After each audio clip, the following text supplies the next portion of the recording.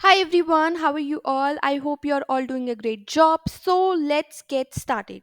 So in this YouTube channel आप discuss करोगे complete mathematics free of cost on this channel.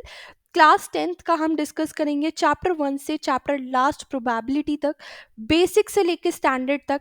NCERT R D Sharma complete हम करेंगे, PYQ भी हम करेंगे, वन ऑन वन क्वेश्चन को डिस्कस करेंगे फ्री ऑफ कॉस्ट। तो आपको ना ही कोई बुक परचेज करने की एक्सेप्ट योर एनसीईआरटी परचेज करने की ज़रूरत है, बस पीवाईक्यू ज़रूर ले लेना और हम सब एक एक क्वेश्चन यहाँ डिस्कस करेंगे। So please don't forget to like this video and subscribe. चलो लेट्स गेट स्टार्टेड बिना टाइम वेस्ट किए।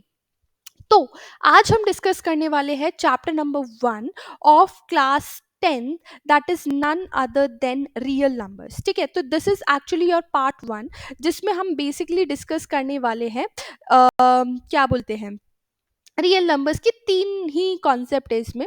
ठीक है, तो चलो स्टार्ट करते हैं। तो पहले मैं रियल नंबर्स समझा देती हूँ क्योंकि बहुत सारे बच्चों को डाउट होते हैं कि मैम रियल नंबर्स ही नहीं पता है। ठीक है, तो हमने स्टार्टिंग में क्या डिस्कस किया है, जब आप फिफ्थ सिक्स क्लास में होगे तब आपने डिस्कस किया होगा कि मैम नेचुरल नंबर्स क्या होते हैं। नेचुरल नंबर्स आपको बताया होगा कि वो सारे नंबर्स जो 1 2 3 एंड सो ऑन स्टार्ट होते हैं। ठीक है, फिर बोला होगा कि अगर मैं जीरो लगा दूंगी 1 2 3 के आगे तो इसको हम क्लासिफाइड करते हैं एज योर होल नंबर। फिर आपके पास आता है इंटीजर्स। क्या होते हैं इंटीजर्स? को बेसिकली आई भी आता है, जेड भी यूज करते हैं। ठीक है, सो इंटीजर्स क्या होते हैं, फिर आपको समझाया होगा कि बेटा वो सारे नंबर्स, पॉजिटिव नंबर्स और नेगेटिव नंबर्स दोनों को अगर मैं कॉम्प्रोमाइज करवा दूं, एक साथ जीरो भी उसमें ऐड करवा दूं, तो मैं उसको क्या क्लासिफाई करूंगी? इंटीजर्स। तो हम इसको ऐसे रिप्रेजेंट करते हैं, फिर नंबर लाइन फलाना ढिमकाना वो सारा समझाया होगा। ठीक है, अभी हम सिंपल एंड शॉर्ट में लेकर जा रहे हैं। ठीक है, जस्ट अ क्विक रिकैप्चुलेशन। फिर ये सारा डिस्कस करवा दिया। फिर आप जैसे ही सेवन्थ एट्थ में आए होगे, सेवन्थ में थोड़ा सा बताया होगा रेशनल नंबर क्या होता है, एट्थ में भी आपसे डिस्कस करवाया होगा कि रेशनल नंबर्स क्या होता है। पूरा फर्स्ट चैप्टर ही रेशनल नंबर से भरा हुआ है एट्थ क्लास में। तो सो रेशनल नंबर्स हमारे पास क्या होता है कि वो सारे नंबर्स जो पी अपॉन क्यू के फॉर्म में लिखे जाए और क्यू आपके पास जीरो के इक्वल नहीं होता। क्यू क्या होता है? जीरो के इक्वल नहीं होता। सो वो सारे नंबर्स जो p बाय क्यू के फॉर्म में लिखे जाए और q जीरो के इक्वल नहीं है, that is called as your rational number. ठीक है, और ये p और q इंडिविजुअली आपके पास इंटीजर से बिलोंग करेंगे। उसके बाद आपको थोड़ा सा एट्थ और नाइन्थ में टर्मिनेटिंग क्या होता है, नॉन टर्मिनेटिंग क्या होता है, डेसिमल एक्सपेंशन ये समझाया होगा, जिसमें आपको समझाया होगा कि इरेशनल नंबर क्या होते हैं।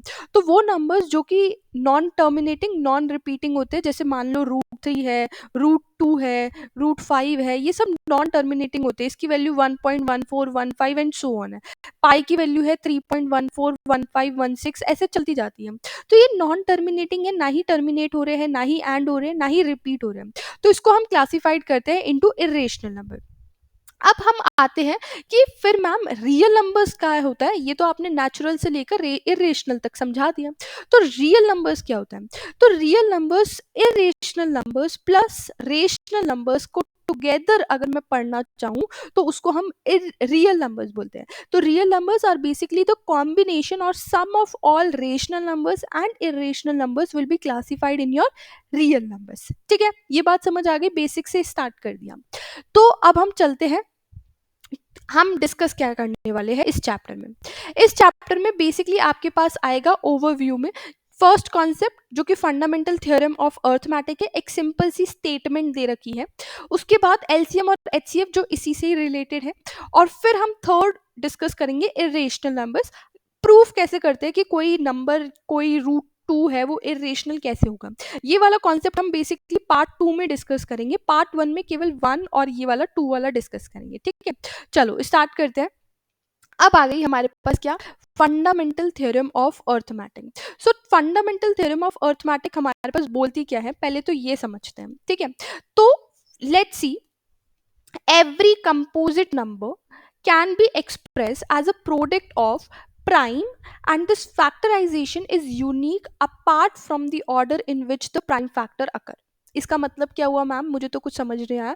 देखो, सिंपल और शुद्ध भाषा में समझाऊं तो पहले तो ये समझो कि प्राइम क्या होता है और कंपोजिट क्या होता है। ठीक है, कई बच्चों को बोलते हैं मैं पूरा समझा दूं और फिर बोलते प्राइम और कंपोजिट नंबर का मतलब भी समझा दो, तो प्राइम और कंपोजिट समझा देती हूँ, उसके बाद हम इस थ्योरम पे आएंगे, ठीक है। ध्यान से सुनना, प्राइम नंबर्स क्या होते हैं? प्राइम नंबर्स वो सारे नंबर्स होते हैं जिसके केवल दो फैक्टर्स होते हैं। अगर मेरे पास केवल टू फैक्टर्स हैं, then it will be called as your prime numbers. मतलब 2 है, 3 है, 5 है, 7 है, 11 है। इसके फैक्टर्स क्या है? ये किसके टेबल में आते हैं? एक तो 2 की टेबल में, एक 1 की टेबल में। 3 किसके टेबल में आता है? 3 और 1 की टेबल में। 5 किसके टेबल में आता है? 5 की टेबल में ही आता है और 1 की टेबल में आता है। तो इसके कितने फैक्टर्स है? केवल 2 फैक्टर है। इसीलिए हम इन नंबर्स को क्लासिफाइड करते हैं एज योर प्राइम नंबर्स, ठीक है। On the other hand composite number क्या होते हैं मैम फिर? तो कंपोजिट नंबर्स वो सारे नंबर्स होते हैं जिसके दो से ज्यादा फैक्टर होते हैं। क्या बोलेंगे इसको? जिसके मोर देन टू फैक्टर्स होते हैं। So more than two factors अगर हम डिस्कस कर रहे हैं, so that will be called as your composite number. अब कंपोजिट का क्या होते हैं? 4, 6 हो गया, 8 हो गया, 10 हो गया, 9 हो गया, ये सारे क्या है? Composite numbers. अब टू किस किस की टेबल में जाता है? एक तो 1 की टेबल में जाता है, एक 2 की टेबल में जाता है, एक 4 की टेबल में जाता है। 6 किस किस की टेबल में जाता है? 1 की में जाता है, 2 के में जाता है, 3 के में जाता है और 6 में भी जाता है। सो इसके दो से ज्यादा फैक्टर है, इसलिए इसको कंपोजिट बोलते हैं। जिसके दो फैक्टर होते हैं उसको प्राइम बोलते हैं। चलो, आई थिंक आपको समझ आ गया होगा। अब चलते थ्योरम की ओर। थ्योरम हमारे पास क्या बोलती है? कौन सा कलर चूज करूं? चलो ये ले लेते हैं, ठीक है। तो थ्योरम हमारे पास क्या बोलती है कि every composite number can be expressed as the product of prime. Hindi में बोलो, सारे कंपोजिट नंबर को हम दर्शा सकते हैं कैसे? Product of prime. मतलब अगर मैं प्राइम नंबर का मल्टीप्लीकेशन करूं तो एक कंपोजिट नंबर ही आएगा। मतलब क्या हुआ मैम, समझ नहीं आ रहा? तो लेट्स डिस्कस। एक कंपोजिट नंबर लेते हैं, सबसे पहले 4 लेते हैं। तो 4 को हम कैसे एक्सप्रेस कर सकते हैं? 2 इंटू 2। 2 क्या होता है मैम? ये तो प्राइम नंबर है। 2 क्या होता है? ये तो प्राइम नंबर है। और ये बीच में मैंने क्या सिंबल लगाया है? ये तो मल्टीप्लाई कर रही हूँ, मतलब आप तो प्रोडक्ट कर रहे हो प्राइम नंबर्स को, और मेरे पास क्या आ रहा है? Composite number. तो यही तो ये थ्योरम बोल रही है। चलो बड़ा नंबर लेते हैं। अगर आपने लिया 24, 24 को आप क्या लिख सकते हो? मैम मैं तो 6 इंटू 4 लिख सकती हूँ, 6 4 जा 24 लिख सकती हूँ। 6 को भी अगर आप सिंप्लीफाई करोगे, प्राइम में लेकर आओगे, 2 3 जा 6, 4 को लिखूंगी 2 इंटू 2। अगर मैं इसको सिंपलेस्ट फॉर्म में कैसे एक्सप्रेस कर रही हूँ? Into the product of prime numbers. ये सारे हमारे पास क्या आ रहे हैं? प्राइम नंबर्स आ रहे हैं। सो हर एक कंपोजिट नंबर को हम एक्सप्रेस कर सकते हैं into the product of your prime numbers. चलो थोड़ा बड़ा नंबर ले लेते हैं, 120 ले लिया। 120 क्या है? एक कंपोजिट नंबर है, इसके दो से ज्यादा फैक्टर्स है। तो 120 को मैं क्या लिख सकती हूँ? 12 इंटू 10 लिख सकती हूँ। बट मैम ये तो प्राइम फैक्टर्स है ही नहीं। बट इसको सिंप्लीफाई तो करो। सिंप्लीफाई करोगे तो आपके पास क्या आएगा? 2 2 जो 4, 4 3 जो 12, और इसको हम लिख सकते हैं 2 इंटू 5। अब ये 2 3 5 क्या है? एक प्राइम नंबर है। सो हर एक कंपोजिट नंबर को आप एक्सप्रेस कर सकते हो प्रोडक्ट ऑफ प्राइम में, and the factorization is unique. ये जो फैक्टराइजेशन है केवल 120 का ही होगा। 130 का 2 इंटू 2 इंटू 2 इंटू 3 इंटू 5 नहीं हो सकता, केवल 120 का ही फैक्टराइजेशन ये होगा। इसलिए ये क्या है? एक यूनिक है। From there order in which prime factor occur.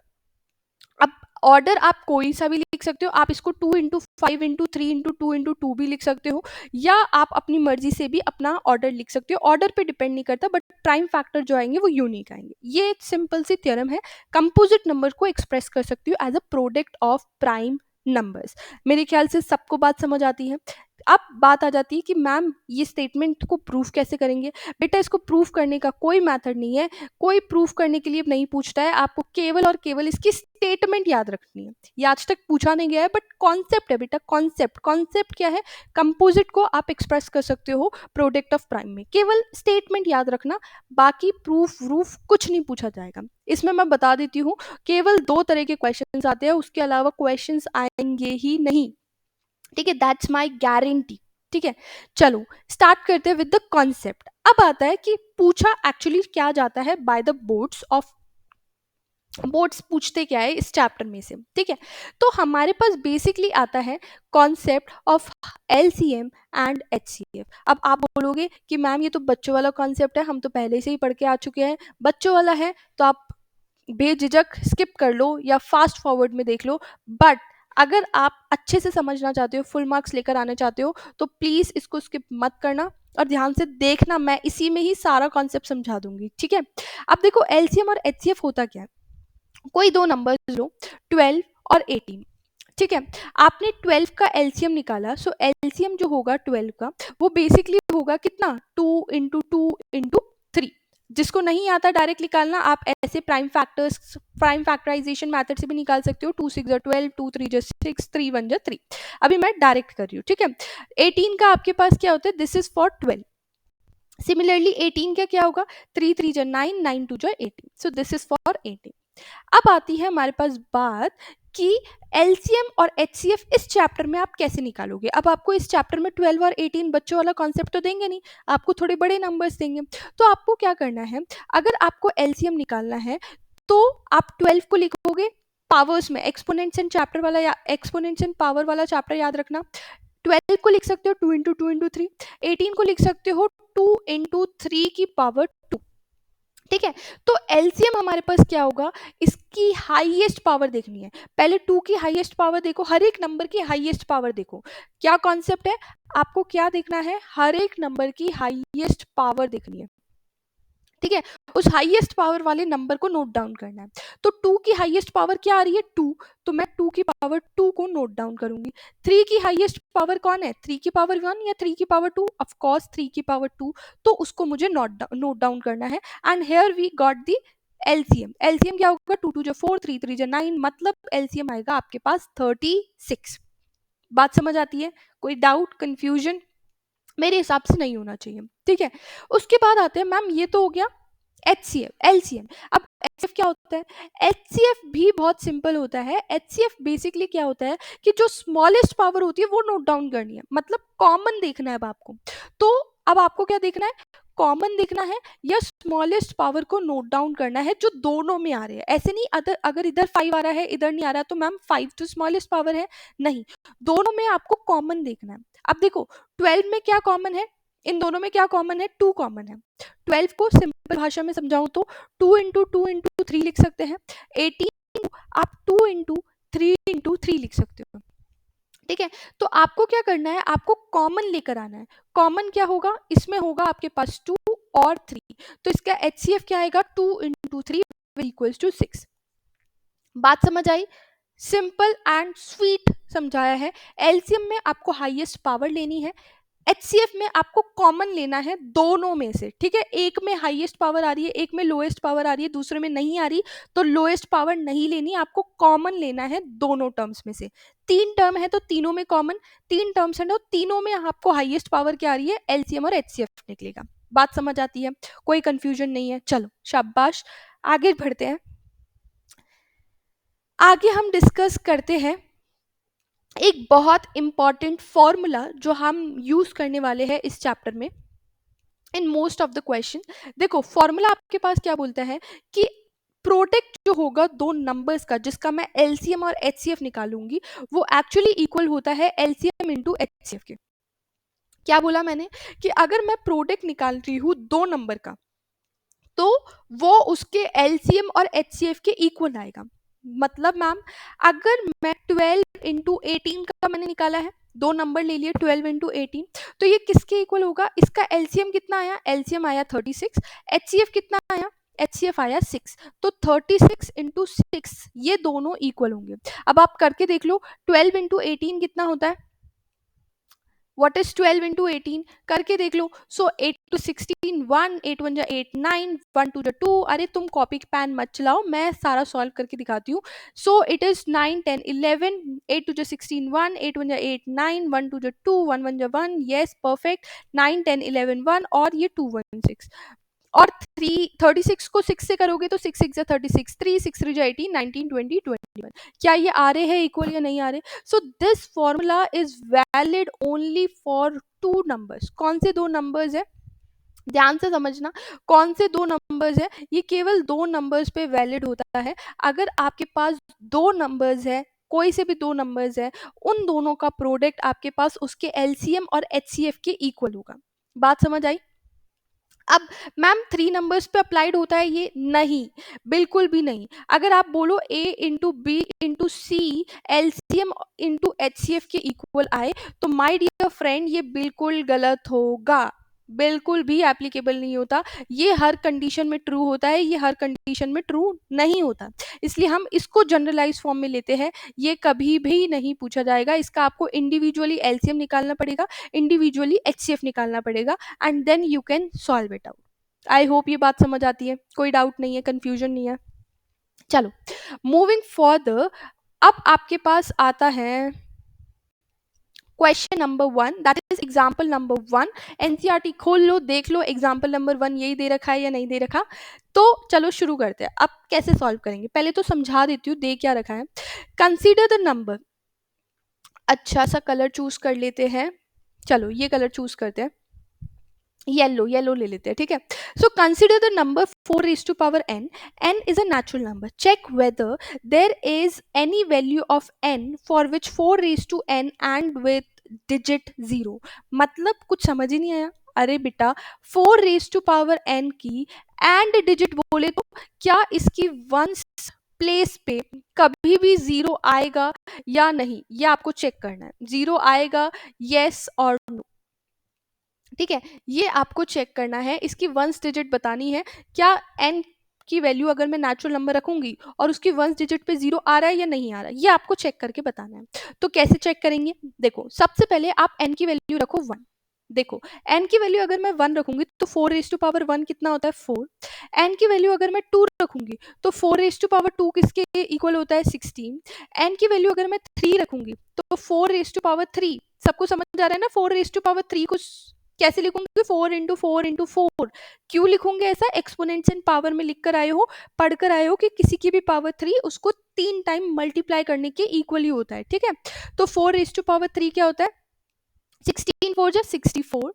Then हमारे पास 4 रेज टू पावर 4, एन की पावर 4 रखोगे तो 4 रेज टू पावर 4 आएगा, that is 4 into 4 into 4 into 4। अब इसको मल्टीप्लाई करके देखना, you are going to get 256, ठीक है।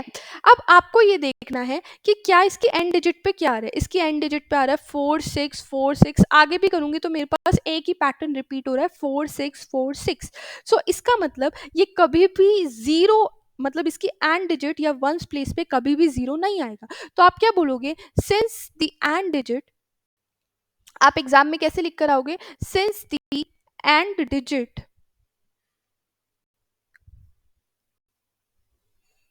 एंड डिजिट, या आप लिख सकते हो once digit of 4 raise to power n is either 4 और 6, या तो वो 4 होगी, ईदर 4 और 6, एंड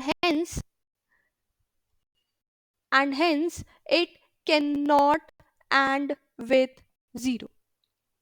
समझ आया, it can not end with, ये तो वापस एंड लिख दिया, विथ 0, ठीक है। तो ये 0 से कभी भी एंड नहीं करेगा। आई होप बात समझ आती है। सो हमने क्या डिस्कस किया, it can not end with 0, ये आपको लिख कर आना है। This is the complete solution of this question. Example number 1, पहले हमने सारी वैल्यूज देखी, रिपीटेशन देख लिया, 4 6 4 6 आ रहा है, एंड डिजिट कभी 0 आ ही नहीं सकती, इसलिए हमेशा एंड डिजिट में 4 और 6 ही आएगा, and hence it can not end with 0, ठीक है, क्लियर है। चलो move on with the next question, that is example number 2। अब ध्यान से समझना, find the LCM and HCF of 6 and 20 by prime factorisation method. अरे ये तो बहुत सिंपल है, 6 का प्राइम फैक्टराइजेशन कितना होता है, 2 इंटू 3 होता है। जिसको नहीं आता प्लीज ऐसे भी कर सकते हो, जरूरी नहीं है कि मैम आप तो डायरेक्ट कर रहे हो तो मैं भी डायरेक्ट करूंगा, कर लोगे लेकिन प्रैक्टिस करोगे तब। ऐसे डायरेक्ट सब ऐसे डायरेक्ट डायरेक्ट करके गलत मत कर आ जाना बस, ठीक है। फिर 20 का हमारे पास प्राइम फैक्टराइजेशन क्या होता है, 2 5 जा 10, 2 2 जा 4 और 4 5 जा 20, ठीक है, ये हो गया। अब आपसे बोला है एलसीएम और एचसीएफ निकाल के दिखाओ, चलो निकाल लेते हैं। एलसीएम क्या होता है, इसको अगर मैं पावर के फॉर्म में लिखूंगी तो 2 इंटू 3 रहेगा, इसको अगर मैं पावर के फॉर्म में लिखूंगी तो 2 इंटू 3, 2 की पावर 2 और 5 होगा। अब 2 की हाईएस्ट पावर क्या है, 2 की हाईएस्ट पावर है मैम 2 की पावर 2। 3 की हाईएस्ट पावर क्या, हर नंबर की हाईएस्ट पावर, और नहीं है तो उस नंबर को ही लिख दो। 3 की हाईएस्ट पावर तो है ही नहीं, तो वही नंबर लिख दो। 5 की हाईएस्ट पावर क्या है ही नहीं, तो हम 5 ही लिख देंगे, ठीक है। तो ये कितना बन गया, 5 2 2 जो 4, 5 3 जो 15, 15 4 जो 60। बात समझ आई। अब ऐसे ही अगर आप एचसीएफ निकालोगे, एचसीएफ क्या होता है, कॉमन लेना है। कॉमन क्या आ रहा है इसमें, केवल 2 आ रहा है मैम, तो इसका एचसीएफ क्या होगा, 2। Question solve, done. ये हो गया आपके पास आंसर। आई होप सबको बात समझ आती है। कोई भी डाउट हो please comment down in the comment box, I will surely gonna reply, ठीक है। चलो नेक्स्ट एग्जाम्पल नंबर 3। अब आया ना बड़ा नंबर, देखो आपके पास है find the HCF of 96 and 404 find by prime factorisation method, ठीक है, बात समझ आती है। Hence find their LCM. अब आ गए 2 नंबर वाले कॉन्सेप्ट। देखो सबसे पहले आपके पास गिवन है 96। 96 का अब देखो मैं भी नहीं कर रही हूँ डायरेक्ट, 96 का आप प्राइम फैक्टराइजेशन से निकालोगे। सो 2 4 जा 8, 2 8 जा 16, 2 2 जा 4, 2 4 जा 8, 2 1 जा 2, 2 2 जा 4, 2 6 जा 12, ठीक है। 3 नहीं अभी भी 2 से जा रहा है, 2 3 जा 6 और फिर 3 1 जा 3। तो ये क्या बन रहा है, 1 2 3 4 5, दैट मीन्स 2 की पावर 5 इंटू 3, यही बन रहा है। हाँ मैम यही बन रहा है, ठीक है। उसके बाद हमारे पास आएगा कौन सा नंबर, 404। तो 404 का तो सिंपल है, 404, 2 2 जा 4 0 2, 2 1 जा 2 0 1 और वापस 101 का 1। तो आपके पास 404 का क्या है, 2 की पावर 2 इंटू 101। 101 किसी के टेबल में जाता ही नहीं है, प्राइम नंबर है तो कैसे ही जाएगा, ठीक है। चलो बात समझ आती है। अब मैम इन्होंने बोला इसकी हाईएस्ट पावर मतलब हाईएस्ट कॉमन फैक्टर निकालना है, एचसीएफ निकालना है। अब बेटा एचसीएफ क्या होगा इसका, एचसीएफ आपके पास क्या होती है इसकी कॉमन टर्म, इसमें भी 2 की पावर 2 आ रहा है, इसमें भी 2 की पावर 2 आ रहा है, मतलब आपके पास एचसीएफ क्या होगा, 2 की पावर 2 जिसको हम बोलेंगे 4। ये तो आपके पास आ गया एचसीएफ। अब आपसे क्या बोला है कि मैम इसका एलसीएम भी निकालो। अब मैं वापस से इसका एलसीएम निकालने बैठूंगी ना बाबा ना।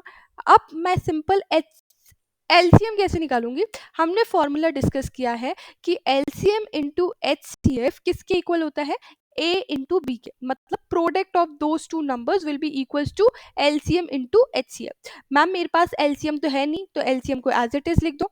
एचसीएफ है 4 है, ठीक है लिख दिया 4।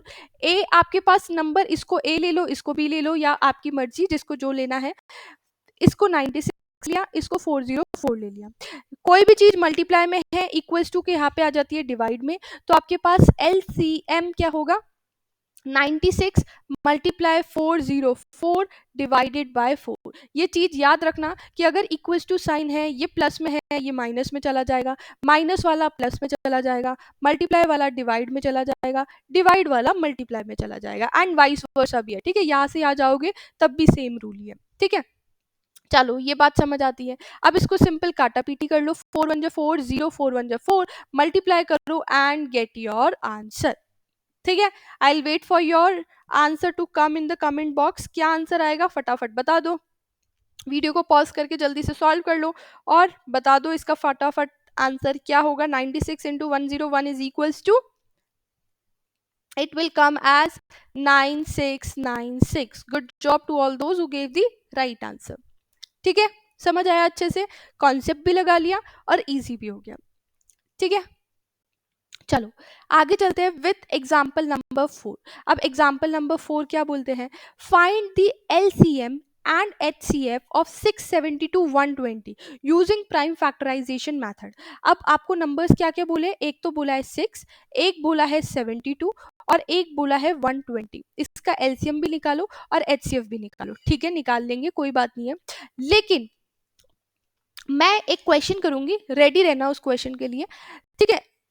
6 का क्या होता है 2 इंटू 3, 72 का क्या होता है 2 इंटू 2 इंटू 2 और 3 इंटू 3। अब सब सोच रहे हैं कि मैम आप इतना जल्दी कैसे कर रहे हो, मैं कोई देख फेक नहीं रही हूँ, बस दिमाग में सॉल्व कर रही हूँ। 72 को मैं लिख सकती हूँ 9 8 72, 9 को मैं लिख सकती हूँ 3 इंटू 3, 8 को मैं लिख सकती हूँ 2 इंटू 2 इंटू 2, ठीक है। इस तरह से मैं फटाफट सॉल्व कर रही हूँ, ठीक है।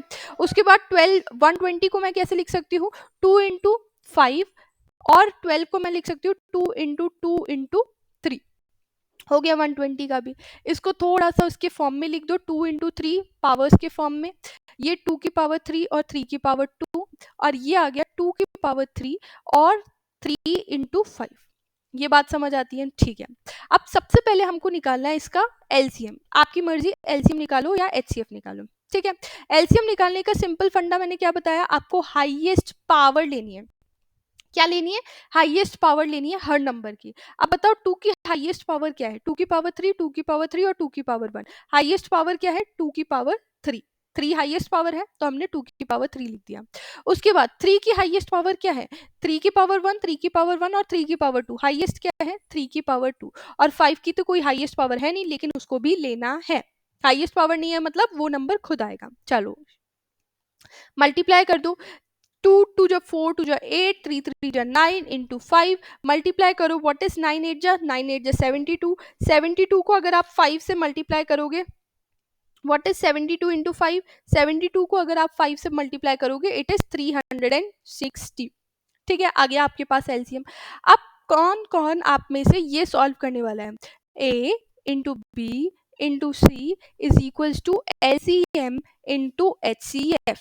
आप में से कौन कौन ये सॉल्व करने वाला है कि मैम हमारे पास एलसीएम आ गया, अब एचसीएफ इससे निकाल लेंगे। सो टू ऑल दोज ये जो सॉल्व कर रहे हैं इस मेथड से वो सब गलत है। क्यों, क्योंकि साफ समझाया था कि ये केवल और केवल 2 नंबर पे अप्लाई होता है, 3 नंबर पे ये कॉन्सेप्ट अप्लाई नहीं होता है, ठीक है। तो आपको एचसीएफ कैसे निकालना पड़ेगा, एचसीएफ आप सिंपल सा निकालोगे बाय टेकिंग कॉमन। कॉमन क्या है, इसमें भी 2 है, इसमें भी 2 है, इसमें भी 2 है, सो एक तो आ जाएगा 2, इसमें भी 3 है, इसमें भी 3 है, इसमें भी 3 है, दूसरा आ जाएगा 3।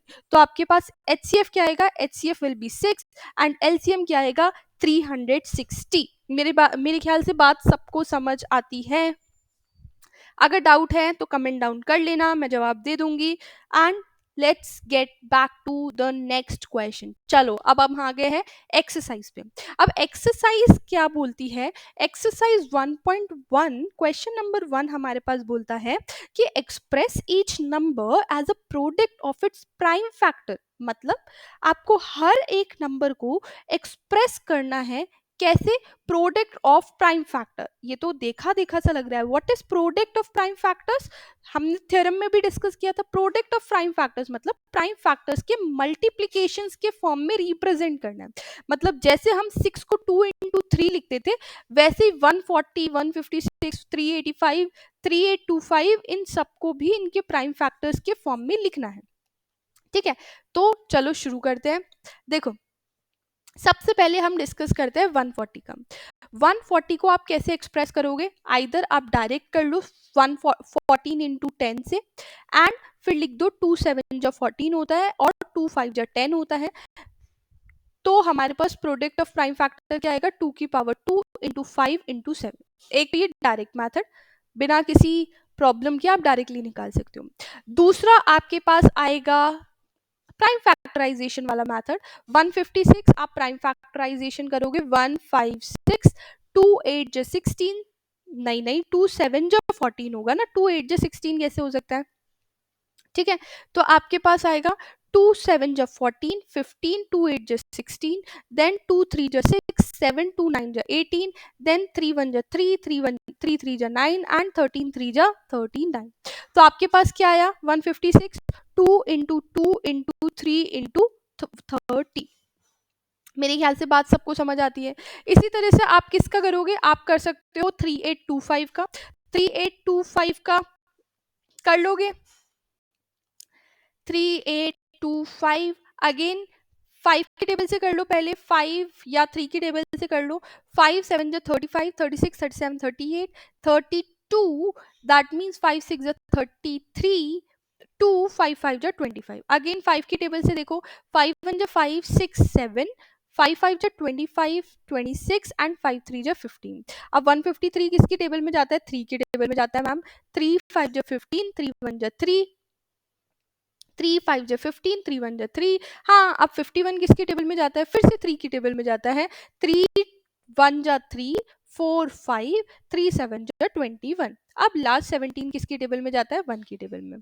तो आपके पास क्या आ जाएगा, 5 इंटू 5 इंटू 3 इंटू 3 इंटू 17। ये क्या हो गए, इसके प्राइम फैक्टर्स हो गए। सिमिलरली 5005 और 7429, this is the homework from my side. Comment down your answer for these two, अपनी आप सॉल्व करके, पीछे से आंसर मत देखना, ठीक है। पीछे से आंसर देखने वालों का मुझे डायरेक्ट पता लग जाएगा। आपको डायरेक्ट स्टेप बाय स्टेप मुझे कमेंट डाउन करना है कि मैम मैं इसका आंसर ये आएगा और इसका आंसर ये आएगा, ठीक है।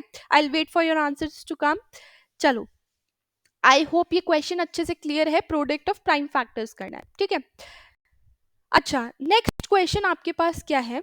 Find the LCM and HCF of the following pairs of integers and verify that the LCM and HCF is equals to product of two numbers, ठीक है। इसका मतलब क्या होता है? वापस देखो, ये कहीं दिख रहा है आपको? ये फॉर्मूला अपन ने डिस्कस किया था, ठीक है।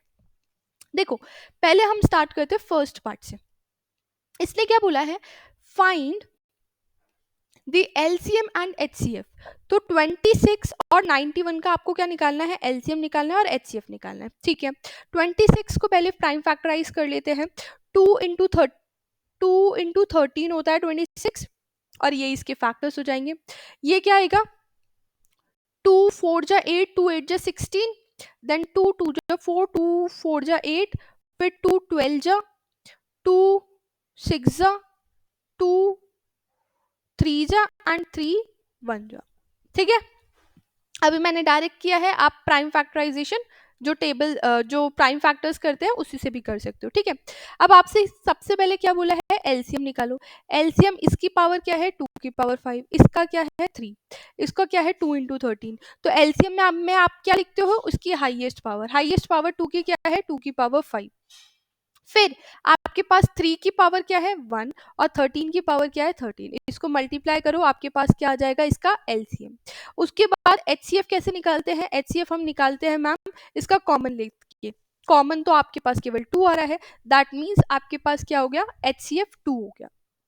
सिंपल है, सॉर्टेड है, कोई प्रॉब्लम नहीं मैम। हाँ मैम, एक प्रॉब्लम है कि आपने 91 को 96 लिख दिया। अरे चलो वापस से करते हैं। 91 को मैंने 96 लिख दिया, ठीक है। तो हमारा ये सारा ही चेंज हो जाएगा। चलो स्टार्ट करते हैं विथ 91। 91 किसकी टेबल में जाएगा? 91 मेरे पास जाएगा 13 की टेबल में। 13 की टेबल में 7 टाइम्स मेरे पास 91 जाता है, दैट मीन्स 7 1 जा 7, मतलब मेरे पास क्या आ रहा है? 13 इंटू 7, दैट इज माई 91, ठीक है। अब मेरे पास एलसीएम क्या आएगा? एलसीएम मैम आएगा 13, तो केवल 13 की हाईएस्ट पावर 1 है, दैट मीन्स 2 इंटू 13 इंटू 7। इसको मल्टीप्लाई करोगे, आपके पास क्या आ जाएगा? इसका एलसीएम। अब एचसीएफ कैसे निकालोगे? एचसीएफ मैम इसका कॉमन देखेंगे ना, तो कॉमन आपके पास इसका क्या आएगा? कॉमन तो इसका 13 है। अब आपके पास इसका एचसीएफ भी आ गया, तो एलसीएम निकाल लिया हमने, एचसीएफ निकाल लिया। इसके आगे इसने क्या बोला है? Verify LCM into HCF. क्या बोला है? LCM into HCF product of two numbers के इक्वल है। तो आपके पास इसका प्रोडक्ट आएगा 182। अब इसका वेरिफिकेशन कर लो। सबसे पहले आप लिखोगे लेफ्ट हैंड साइड। आपको ये प्रूफ करना है, कलर चेंज करके दिखाऊं तो आपको ये प्रूफ करना है LCM into HCF is equals to A into B, ठीक है। तो आपने सबसे पहले इसका लिया left hand side. Left hand side हमारे पास क्या बोलता है? LCM into HCF। LCM कितना आया? 182। HCF कितना आया? 13। दोनों को मल्टीप्लाई करो। मल्टीप्लाई करोगे तो आपके पास आंसर आएगा 2366, ठीक है। उसके बाद आप लो LHS ले लिया, RHS लो। RHS में क्या आएगा? A into B. ए क्या है आपके पास? 26। मल्टीप्लाई करो 91 के। देखो क्या ये भी 2366 के इक्वल आ रहा है? मल्टीप्लाई करके देखो। हाँ मैम आ रहा है। तो आप क्या लिखोगे कि this is also equals to 2366। इसका मतलब लेफ्ट हैंड साइड हमारे पास किसके इक्वल हो रही है? राइट हैंड साइड का। इसका मतलब क्या हुआ कि हमारे पास एलसीएम इंटू एचसीएफ हमारे पास किसके इक्वल होगा? That is equals to A into B, hence verified. नीचे लिख दो हेंस वेरीफाइड। ये आपको करके आना है इन योर एग्जाम। मेरे ख्याल से बात सबको समझ आती है। सिमिलरली आपको सेकंड क्वेश्चन करना है, सिमिलरली आपको थर्ड क्वेश्चन करना है। पहले आपको एलसीएम निकालना है, एचसीएफ निकालना है, उसके बाद आप सिंपल सा वेरिफिकेशन करोगे एलएचएस आरएचएस और देखोगे एलएचएस और आरएचएस इक्वल आ रहे हैं या नहीं आ रहे। इक्वल आएंगे ऑब्वियसली, सो आपको लिखना है हेंस इट इज वेरीफाइड। बात समझ आती है? कोई भी डाउट हो प्लीज कमेंट डाउन बिलो। चलो अब आगे चलते हैं with the next question. Next question हमारे पास क्या बोलता है, find the LCM and HCF of the following integers by applying the prime factorisation method. अच्छा जी, अगेन तीन नंबर्स, मैम रूल लगेगा क्या? नहीं लगेगा। एलसीएम इंटू एचसीएफ केवल दो नंबर्स के मल्टीप्लीकेशन के ही इक्वल होते हैं, ठीक है। तीन नंबर्स में आपको सिंपल बड़ा वाला मेथड ही करना है। पहला करके देखते हैं। 12 को मैं क्या लिख सकती हूँ, 2 2 जा 4, 4 3 जा 12। 15 को मैं क्या लिख सकती हूँ, 3 5 जा 15। 21 को मैं क्या लिख सकती हूँ, 3 7 जा 21। हाँ मैम बात समझ आती है। 2 2 जा 4 और ये 3 और 3 एज इट इज। अगर मुझे एलसीएम निकालना है तो मैम मैं हाईएस्ट पावर देखूंगा। 2 की हाईएस्ट पावर क्या है, 2 की पावर 2 ही है। 3 की हाईएस्ट पावर क्या है मैम, 3 की पावर 1 ही है। 5 और 7 मल्टीप्लाई करो, गेट योर आंसर। उसके बाद एचसीएफ कितना होता है मैम, एचसीएफ आपको देखना है कॉमन। कॉमन तो मैम मेरे को केवल 3 दिख रहा है, मतलब एचसीएफ कितना आएगा, 3। आपके पास एलसीएम आ जाएगा 4 4 3 जा 12, 12 और 12 5 जा 60, 60 इंटू 7 आपके पास आएगा 420। So this is your LCM and this is your HCF. ये आपको करना है in each and every question.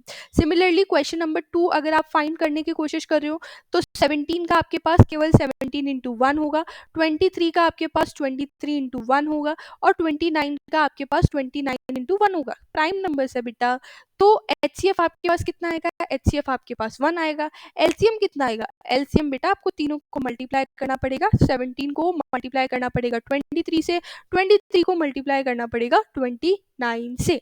Similarly I hope आप थर्ड पार्ट इजीली कर सकते हो। कॉन्सेप्ट मोटा मोटा समझ आ गया होगा। चलो आगे बढ़ते हैं विथ क्वेश्चन नंबर 4। तो क्वेश्चन नंबर 4 आपके पास क्या बोलता है, given that HCF is equals two of 306। इसका मतलब क्या होता है, HCF इन दोनों नंबर का 9 है, तो एलसीएम निकालो। अरे यार कैसे निकाले, देखो सिंपल, दो नंबर HCF इंटू एलसीएम, याद आया?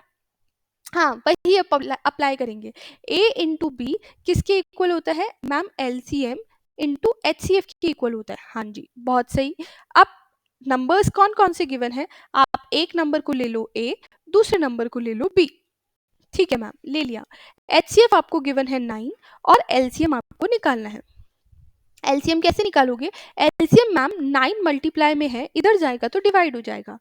ठीक है, 306 इंटू 657 डिवाइड बाय 9। अब आप काटा पीटी कर लो। काटा पीटी कैसे करोगे, 3 3 जा 9, 3 2 जा 6, 3 1 जा 3, 3 9 जा 27। अगेन 3 1 जा 3, 3 7 जा 21, 3 3 जा 9, 306 और 657 ही है। हाँ अब आपको सिंपल मल्टीप्लाई करना है। मल्टीप्लाई कर लो 306 को, अगर आप मल्टीप्लाई करोगे 73 से तो आपके पास आंसर कितना आएगा, आपके पास आंसर आएगा 918। एक बार क्रॉस चेक कर लेना आंसर। सो 306 को अगर मैं मल्टीप्लाई करूंगी 73 से तो आई थिंक 918 आंसर आएगा। ठीक है, सॉल्व करके देखना कि आपके पास आंसर सेम आ रहा है या नहीं आ रहा। चलिए आगे, बात समझ आई कैसे सॉल्व करना है? मेरे ख्याल से मैंने कहीं मिस्टेक की है, एक बार फटाफट देख लेते हैं। 306 को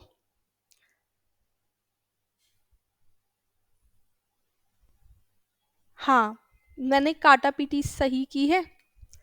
इट इज 3 3 जा 9, 3 2 जा 6, 3 1 जा 3, 4 5, 3 9 जा 27। हाँ सही की है, 3 1 जा 3। तो 306 को अगर आप मल्टीप्लाई करोगे 73 से सो आपके पास 918 नहीं आएगा, 22338 आएगा।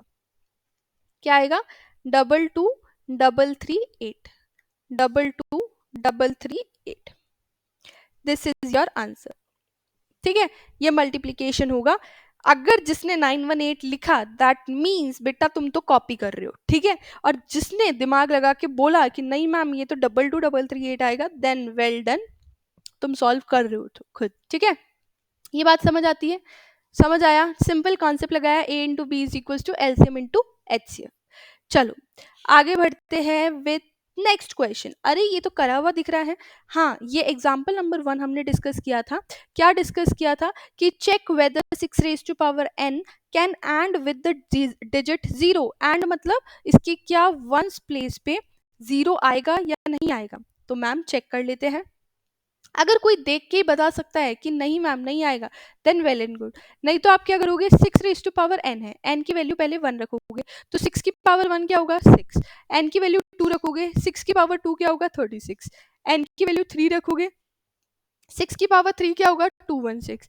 n की वैल्यू 4 रखोगे एंड सो ऑन सॉल्व करोगे। मैक्सिमम 3 तक देखो रिपीटेशन हो रहा है, केवल 6 6 6 आ रहे हैं। इसका मतलब क्या होता है कि since 6 raised to power n always always ends with digit with digit 6। ये तो हमेशा 6 से एंड कर रहा है, not with 0, not with 0। therefore it cannot end with, hence 6 raised to power n can not end with the digit 0, with the digit 0। This is the solution of this.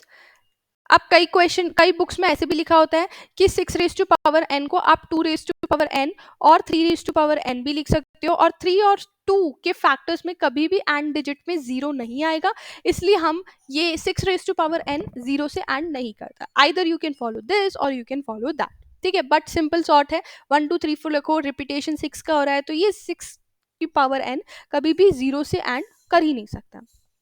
I hope बात समझ आती है। कोई doubt हो तो please feel free to ask in the comment down below. चलो, with the next question we have explain why ये वाला नंबर और ये वाला नंबर आपके पास कंपोजिट नंबर है। अब मैम कंपोजिट नंबर समझाया तो है, कंपोजिट नंबर्स क्या होते हैं, जिसके मोर देन 2 फैक्टर्स होते हैं। व्हाट आर कंपोजिट नंबर्स, वो नंबर्स जिसके मोर देन 2 फैक्टर्स होते हैं। चलो क्वेश्चन नंबर 1 डिस्कस करो। 7 इंटू 11 इंटू 13 प्लस 13 अगर मैं देखूं तो इसमें मेरे पास कॉमन क्या आ रहा है मैम, इसमें ये एक टर्म है, ये दूसरी टर्म है, दोनों में 13 कॉमन आ रहा है और मेरे पास बच रहा है 7 इंटू 11 प्लस 1। ठीक है मैम, बात समझ आती है।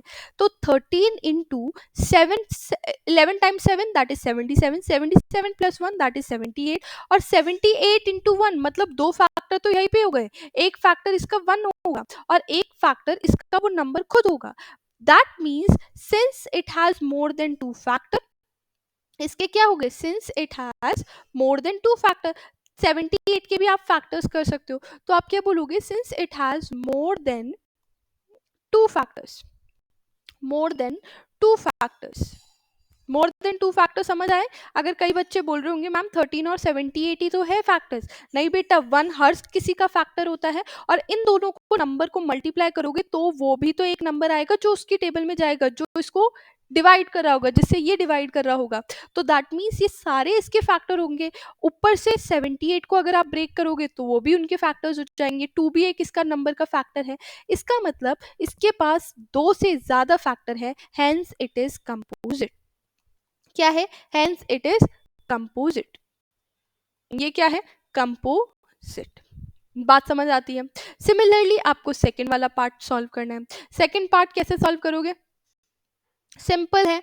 सेकंड पार्ट सॉल्व करने के लिए आपको अगेन देखना है कॉमन पार्ट क्या आ रहा है, 7 into 6 into 5 into 4 into 3 into 2 into 1 plus आपके पास 5 है। कॉमन पार्ट क्या है मैम, इसमें भी 5 है, इसमें भी 5 है, तो 5 मैंने कॉमन ले लिया। ब्रैकेट में क्या बचेगा, 7 into 6 into 4 into 3 into 2 into 1, और इंटू 1 तो इसका था, प्लस 1 इधर भी आएगा। यस और नो।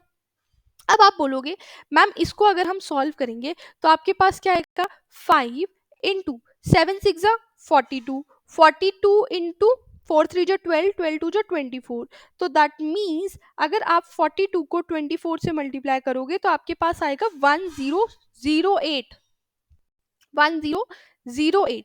और +1 अगर आप करोगे तो आपके पास आएगा 5 इंटू 1009। मैम इसके तो 2 ही फैक्टर आ रहे हैं, नहीं इसका 1 भी फैक्टर है और इन दोनों को नंबर को मल्टीप्लाई करूंगी तो वो भी एक फैक्टर होगा। ठीक है, तो अगेन आप क्या लिखोगे, वही सेम रामायण का था कि since it has more than 2 factors hence it is composite. Same line वापस से कॉपी कर लेना, 2 से ज्यादा फैक्टर है, ये क्या हो जाएगा, कंपोजिट नंबर। मेरे ख्याल से बात सबको समझ आती है, डाउट है तो कमेंट पूछ लेना, मैं सब कुछ क्लियर कर दूंगी, सिंपल। ठीक है, अब next question of the day is there is a circular path around a sports field. ठीक है, सोनिया टेक्स 18 मिनट, तो आप समझ लो ये एक सर्कुलर पाथ है, सर्कुलर नहीं है पर लेट सपोज ये सर्कुलर है।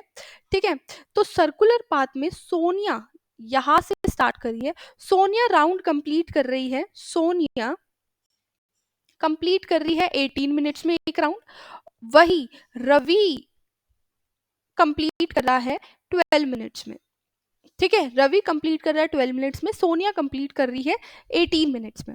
Suppose they start at the same time and at the same point and go in the same direction, same time पे सेम पॉइंट पे सेम डायरेक्शन में चल रहे हैं, तो how many minutes they will meet up again at the starting point. अब simple सा फंडा है, अब मैं तुमको अगर एक सिंपल सी बात समझा दूं तो यही एक सिंपल सा फंडा है, जब भी तुम्हारे पास मीटअप आ जाए, कब वो मीट करेंगे वापस से, कभी भी तुम्हारे पास मिनिमम आ जाए कि what is the minimum distance, या आपके पास आ जाए लीस्ट डिस्टेंस निकालो, कभी भी कम कम क्वांटिटीज का जब भी बोले तो इन सारे केस में आपको क्या निकालना है, एलसीएम। एलसीएम होता ही लोएस्ट कॉमन कॉमन फैक्टर है, दैट मीन्स कभी भी मीटअप आ जाए, मिनिमम आ जाए, लीस्ट आ गए, तो आपको क्या निकालना है, एलसीएम निकालना है, और हाईएस्ट मैक्सिमम आ जाए तो आपको एचसीएफ निकालना है। ठीक है, तो सोनिया ने 18 मिनट्स लिए, रवि ने 12 मिनट्स लिए, आपको एलसीएम निकालना है क्योंकि वो मीटअप कब करेंगे वापस से। निकाल दो एलसीएम, 18 का एलसीएम क्या होता है, 18 का एलसीएम क्या होता है, that is equal to 2 into 3, 9 टू जा 18, दैट इज 3 3 जा 9 एंड 18 हो जाएगा। देन 12 का एलसीएम क्या होता है, 2 इंटू 2 इंटू 3, एलसीएम क्या आएगा, 2 की हाईएस्ट पावर, एलसीएम क्या आएगा, 2 की हाईएस्ट पावर दैट इज 2 2 की 2 रेज टू पावर 2 और 3 की power 3 raise to power 2, that means 4 into 9 that is equal to 36। ये आपके पास आ गया, दैट मींस 36 मिनट्स पे वो वापस से मीट अप करेंगे एट द सेम पॉइंट, मतलब थर्ड राउंड होगा किसका, रवि का, और सोनिया का कौन सा होगा, सेकेंड राउंड होगा, जब वो वापस से एक ही जगह पे एक ही पॉइंट पे मीटअप करेंगे। मेरे ख्याल से बात समझ आती है। ठीक है, मीटअप मिनिमम लीस्ट हो तो एलसीएम, मैक्सिमम हो तो आपको क्या निकालना है, एचसीएफ निकालना है। बेसिकली आते हैं एलसीएम वाले क्वेश्चन ही है। ठीक है, मेरे ख्याल से क्लियर है, any doubt? So from this we come to the end of this part 1, so I hope you all enjoyed, अच्छे से समझ आया होगा। Don't forget to like, share and subscribe and hit the bell icon to get the update of the new videos. I hope you are going to support this channel. Thank you so much for watching. Bye bye, take care, have a nice day, see you soon.